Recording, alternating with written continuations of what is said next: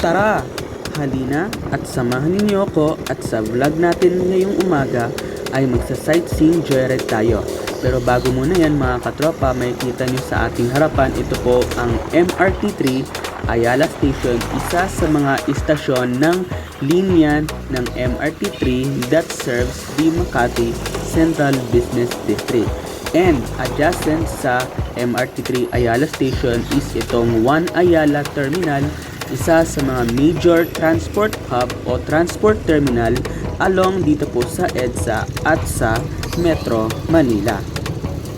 At ito na nga mga katropa, mula tayo dito sa EDSA ay kakaliwa tayo dito po sa Ayala Avenue, isa sa mga major roadway na ating mag-feature dito sa ating vlog. So ito po ang Ayala Avenue mga katropa, na kung saan may kita nyo po yan.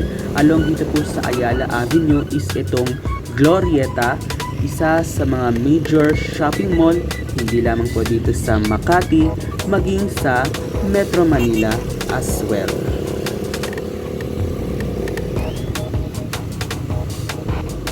Dahil nga morning rush hour, talagang nagkakaroon ng build up ng traffic dito po sa kahabaan nitong Ayala Avenue.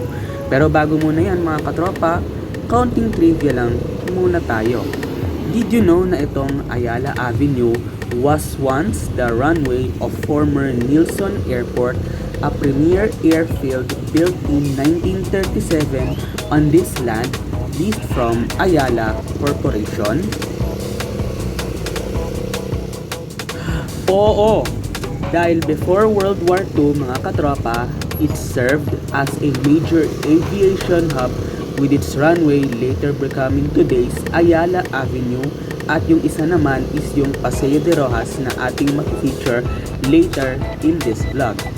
During the war, it was occupied by the Japanese forces and eventually returned to the Ayala family in 1948, after which the airport was decommissioned and transformed into the modern business district we know today, at kung saan tayo ngayon nagsa-sightseeing joyride, which is itong Ayala Center o Makati Central Business District. O diba? Talagang bustling metropolis ang scenery dito po sa Makati Central Business District for its bustling and modern landscape with its architectural skyscrapers. At eto na nga mga katropa, kumana na tayo dito po sa Makati Avenue, ang pangalawang feature dito po sa ating vlog.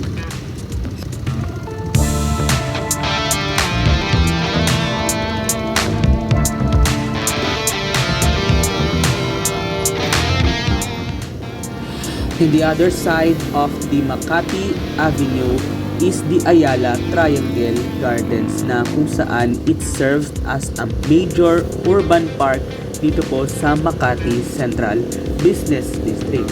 And also mga katropa, did you know na dyan matatagpuan or within the vicinity of Ayala Triangle Gardens lies the iconic control tower of former Nilsson Airport, na ngayon ay Blackbird Restaurant na. O diba mga katropa, sino mag-aakala na itong Makati Central Business District ay dati palang airfield noong 1930s? O diba naman? We are now turning right at Paseo de Rojas. It was once part of the runway system of Nilsson Airport, a former major aviation hub established in 1937. Along with Ayala Avenue na nauna nating na-feature dito sa ating vlog, this road traces the path where planes used to take off and land before World War II. After the airport was decommissioned and returned to the Ayala family in 1948, this area was transformed into today's bustling financial district, turning former runways into the modern streets now lined with offices, banks, and corporate towers.